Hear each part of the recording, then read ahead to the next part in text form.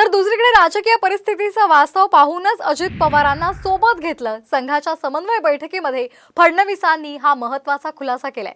तर आगामी विधानसभेतही अजित पवार यांच्यासह महायुती म्हणूनच पुढे जाणार असल्याचंही त्यांनी स्पष्ट केलंय। दरम्यान तिकीट वाटपामध्ये भाजप मोठ्या प्रमाणात भाकरी फिरवणार असल्याचे संकेतही फडणवीसांनी या समन्वय समितीच्या बैठकीत दिलेत। दरम्यान फडणवीस काय म्हणालेत पाहूयात ग्राफिक्सच्या माध्यमातून। भाजप सर्वात मोठा पक्ष तरी एकट्याच्या मतांच्या टक्केवारीवर सत्ता शक्य नव्हती।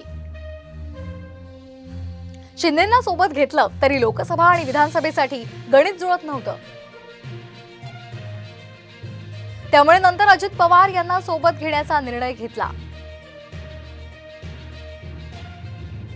पण मत ट्रान्सफर न झाल्यामुळे लोकसभा निवडणुकीमध्ये फायदा झाला नाही। शिंदे अजित पवार यांना एकत्र घेऊन सरकार अनेक महत्त्वाच्या योजना राबवतंय आणि त्यामुळे येणाऱ्या निवडणुका सोबतच लढणार असल्याचं फडणवीसांनी स्पष्ट केलं।